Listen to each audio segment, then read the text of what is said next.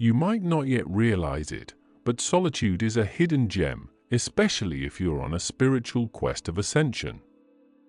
Often, those who walk this path encounter long, lonely periods, sometimes spanning years. This journey of solitude is a personal one, where you come face to face with your truest self. Entering this phase of aloneness isn't always a choice. Sometimes, life simply places us in this situation, and that's where the struggle begins. Our ego, uncomfortable with solitude, craves external validation, applause, and noise. It might even indulge in self-pity, regretting the decision to embark on a path devoid of worldly distractions. The ego's protests, "Why am I alone while others enjoy companionship and happiness?" is a common refrain. This resistance is not merely a thought but a significant obstacle. It distorts your view, making you feel like you're the only one on this lonely path, while others have it easy. However, the realization that you are more than your ego's complaints is a transformative one. Solitude transforms from a prison into a sanctuary, a place for growth, introspection, and awareness.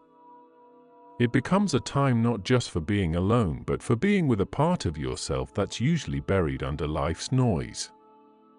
In this silence, you can channel your energies and aspirations constructively. As the philosopher Seon Card said, "The crowd is untruth." Away from the crowd, your solitude allows you to face and shape your truth, emerging not fragmented but whole. When your understanding deepens, your desires evolve. The allure of social gatherings and external validation begins to wane, replaced by a newfound appreciation for solitude. This shift is not a loss, but a transformation. In solitude, your soul starts to crave the quiet as much as your ego once sought company. The sounds of nature speak to you, and you find joy in your own company. This changes your soul's way of deepening its connection with the world and with the core of who you are. The journey inward reveals a new landscape of possibilities, wisdom, and peace. Imagine your ego as a restless fly, always seeking the next distraction, while your spirit is like a peaceful butterfly, content in its stillness. In resisting solitude, life feels cramped and unnatural because it's against the natural flow of your ascension. When embraced, solitude opens up new possibilities. Henry Nouwen, a spiritual thinker, observed that solitude is the furnace of transformation. It's where old identities are melted away and new ones are forged. This process is not easy. It requires bravery and courage to face oneself, to navigate the complexities of your inner world. Continuing in solitude demands stamina and dedicated willpower, qualities not everyone possesses. It's easier to remain in the realm of distraction than to confront the uncharted territory of your inner self. Those who persist find that solitude is not barren but fertile, where seeds of enlightenment grow. Walking the path of genuine ascension is like venturing into an unmarked forest. There's no guide, no map, and no company to affirm you're on the right track. In contrast, following established religious or spiritual traditions is like walking a well-trodden path, complete with signposts and companions. It feels safe, but stepping away from this path leads to a unique exploration of your inner being. This journey of solitude often involves a collapse of old frameworks of understanding, as found in a study published in the Psychology of Religion and Spirituality. It's a liberating yet isolating process. You realize that conventional social and spiritual narratives are just that, narratives. As you shed these layers, you may feel like a snake shedding its skin. It's natural, but challenging. Many falter in this phase due to its emotional toll. The poet Rainer Maria Rilke said, "The only journey is the one within, and this journey is indeed a solitary one." On the other side of this journey is profound freedom, a freedom that comes not from external validation but from an internal discovery of your essence. In solitude, you face raw truths about the spiritual path, truths that are unvarnished and harsh. It's a journey that requires grit and heart. Though your conscious mind might be ready, the true test lies in your acceptance that this path has chosen you. The spiritual path is indifferent to your plans or desires. It unfolds on its own terms. You can either resist, making your journey difficult, or accept and flow with it.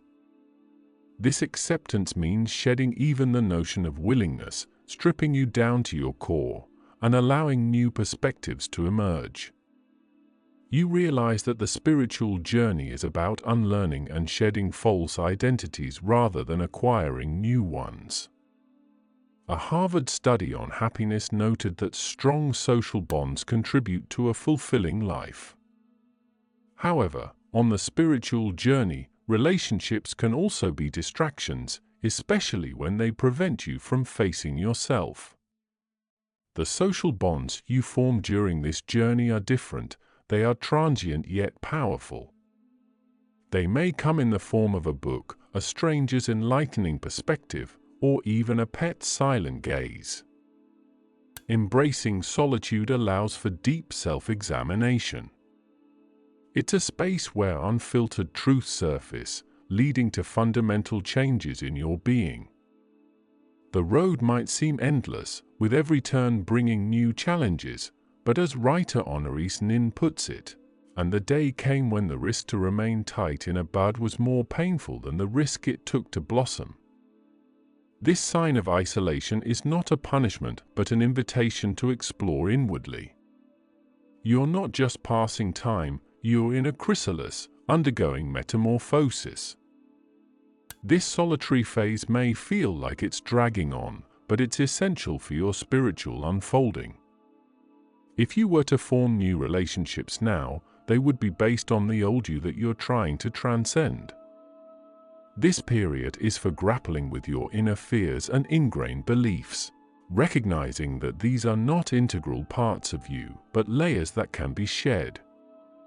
Research shows that solitude leads to increased self-awareness and better stress management. Embrace this solitary chapter as a space to dismantle the old and discover the new. You may feel alone, but you're in good company, your future self.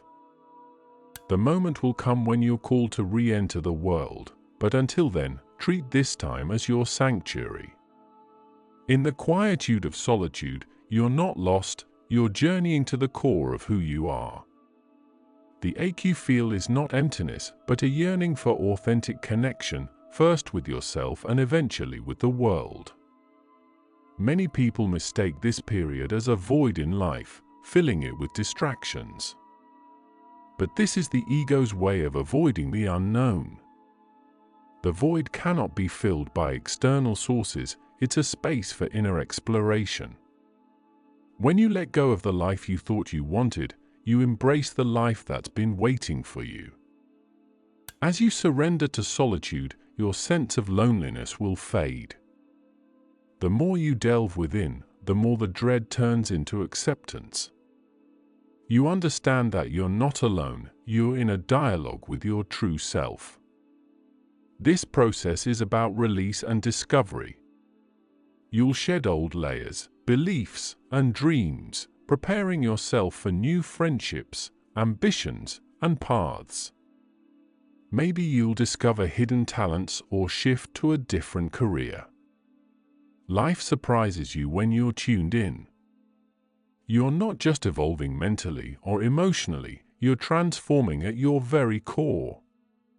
Your solitude is a crucible for transformation, a space where you have nothing to control and nowhere to be other than present in the moment.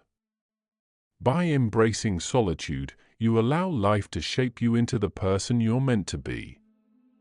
Thank you for watching. If this message resonates with you, like and subscribe. Until next time.